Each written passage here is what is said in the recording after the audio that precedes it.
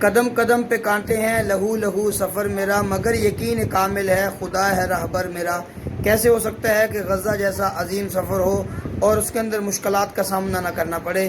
یہ آپ حضرات ذرا یہ ویڈیو سماعت کیجئے کہ کتنی مشکلات کا سامنا کرنا پڑا ہے۔ شاہ جی کیا حال ہے؟ اللہ کا شکر الحمدللہ۔ شاہ جی 3 دن بعد فائنلی کھانا مل ہی گیا ہے الحمدللہ، لیکن ڈاکٹر صاحب یہ سوچیں ہمیں تو 3 دن بعد ہمارے غزہ کے بھائی تقریباً آج 3 ماہ نہیں بلکہ ان کو 2 سال ہو گئے وہ اس قسمہ پہ، اور اب تو ایک عرصے سے ان پر حصار ہے اور اس حصار کو ہم انشاءاللہ توڑیں گے تاکہ ان تک ہم خوراک پہنچائیں۔ ہمیں اصل خوشی اس وقت ہوگی جب ہمارے بھائیوں تک خوراک پہنچے گی۔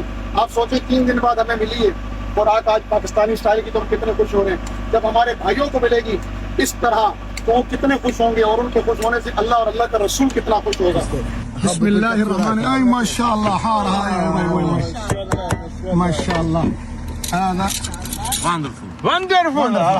Rice is a bit lack of salt, یعنی نمک تھوڑا کم ہے، ہاں نمک تھوڑا کم ہے اس کو بولو یہ سالن اوپر ڈالے گا ٹھیک ہو جائے گا۔ but it doesn't matter. بولو آخر میں ڈالا تھا۔ Actually you know this is our first time. کے لہو آزاد کیا تھا گلشن کو، ہم آج بھی تیری خاطر ہیں، فنار کریں گے دشمن کو۔ آواز ہمیں بس دے دے وطن، سرحد پہ تیری ہم مر لیں گے۔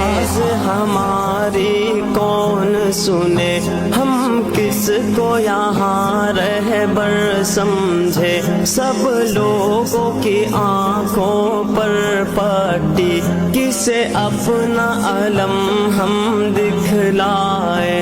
قاتل